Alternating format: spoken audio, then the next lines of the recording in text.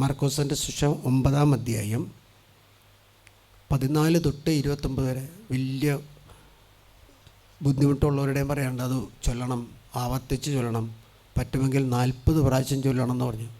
ഒരു പിശാചിനെ ബഹിഷ്കരിക്കുന്ന ഒരു സംഭവമാണ് അത്. മത്തായിയുടെ സുവിശേഷം എടുത്താൽ അവിടെ ഇപ്രകാരം പറയാണ്, അപസ്മാര രോഗിയെ സുഖപ്പെടുത്തുന്ന സംഭവമാണ്.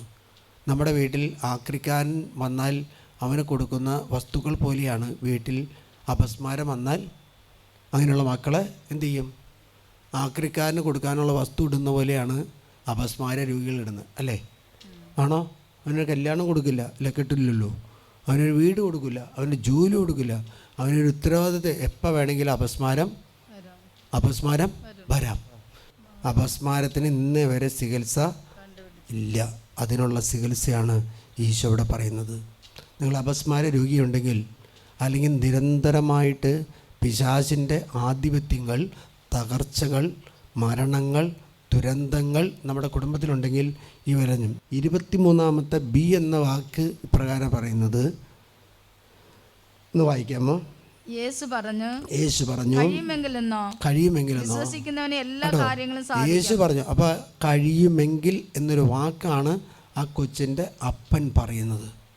നിനക്ക് കഴിയുമെങ്കിൽ. അപ്പോൾ ഈശോ പറയുന്നത് വാക്ക് ഇങ്ങനെയാണ്, കഴിയുമെങ്കിൽ എന്നല്ല, വിശ്വസിക്കുന്നവന്. അടുത്ത വചനം പറയാണ്, ജനങ്ങൾ ഓടിക്കൂടുന്നത് കണ്ടപ്പോൾ ആ നിമിഷം തന്നെ ഈശോ അശുദ്ധാത്മാവിനെ ശകാരിച്ചു. മൂകനും ബധിരനുമായ ആത്മാവേ, നിന്നോട് ഞാൻ ആജ്ഞാപിക്കുന്നു, അവനിൽ നിന്നും പുറത്തു പോകുക. ആ നിമിഷം തന്നെ കുട്ടിയെ ഇട്ടുപോയി. കുട്ടിയെ പോകുന്ന സമയത്ത് എന്താണെന്ന് വെച്ചാൽ അവനെ തട്ടിയിട്ട് ചത്ത് കിടക്കുന്നത് പോലെ ഇട്ടു. എന്നിട്ട് ഇറങ്ങിപ്പോയി. എല്ലാവരും മരിച്ചു എന്ന് ചിന്തിച്ചു.